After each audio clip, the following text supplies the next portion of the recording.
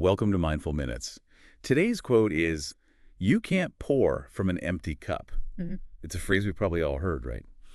And what's really interesting, I think, is how this simple idea actually says something pretty deep about our well-being. It really does. It's such a powerful metaphor, isn't it? This whole idea of a cup. Yeah, so what is that exactly? The cup representing Like, our energy. yeah, basically, think of it as like your personal resources, your Yeah, physical energy, sure, but also your emotional reserves, your mental focus, all that so it's stuff. the capacity. Exactly. Your capacity and pouring. Well, that's everything you do. Giving care, doing your job, putting effort into relationships, learning something new. Yeah, It's the output. so the empty cup is burnout, Mhm. feeling completely drained. Pretty much. It's that state of depletion, when you feel like you've got absolutely nothing left to give, either to others or even for yourself. We've all been there, I think.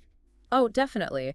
And the core message is just so fundamentally simple, but maybe easy to forget. You just can't keep giving, not sustainably anyway, if you don't replenish yourself first. It feels counterintuitive sometimes, though, especially when people depend on you or you want to keep going. Yeah. Taking time for yourself can almost feel, well, selfish. I hear that a lot, but it's really not about being selfish. It's actually essential. It's the foundation. If your own needs aren't met, if that cup is empty, your ability to actually help or support anyone else just, well, it diminishes, doesn't it? So your capacity shrinks. Right. You run out of energy, you lose patience, maybe your compassion starts to wear thin. You're just not operating at your best. We need those resources, physical, emotional, mental, to be effective. And pushing through when you're running on empty, Hmm. that leads to problems, Yeah. like burnout. Absolutely. That's the big risk. Constantly pushing without rest, without refilling. It leads straight to exhaustion. You might get irritable, make mistakes, maybe even face actual health issues down the line. You can't Right. give effectively then. Exactly. When your reserves are gone, you just don't have the energy or the patience or even the clear thinking needed to support others properly. It can even backfire. So this brings up the idea of boundaries, Yeah. saying no. Yes. And framing boundaries is key here. It's not about shutting people out or being unhelpful. It's a realistic way to protect your own well-being so you can keep going. So it's like preserving your resources. Precisely. Setting limits, saying no sometimes, delegating if you can, just taking necessary breaks.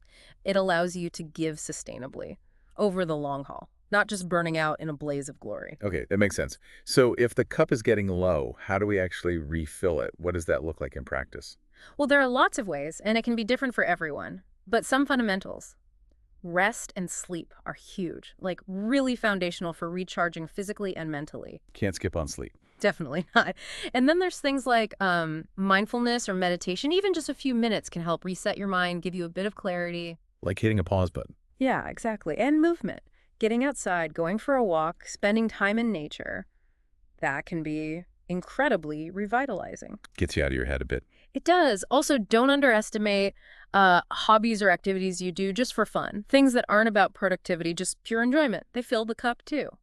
Like creative stuff or just relaxing with a book. Yes. And importantly, connecting with people, meaningful connections with supportive friends or family, that can be a huge source of energy. It's like a reciprocal pouring. Or giving and receiving kind of balance out. Exactly. Now, we should probably acknowledge life isn't always neat and tidy, right? Sometimes there are emergencies or short periods where you have to give even when you're feeling depleted. Yeah, life happens. You can't always just stop. True. But the key is not letting that become the norm. If running on empty is your default setting, that's when you head towards serious depletion. It's about recognizing it's an exception, not the rule. And interestingly, for some people, doesn't helping others sometimes feel like it refills their cup? That's a really important nuance, actually, yes.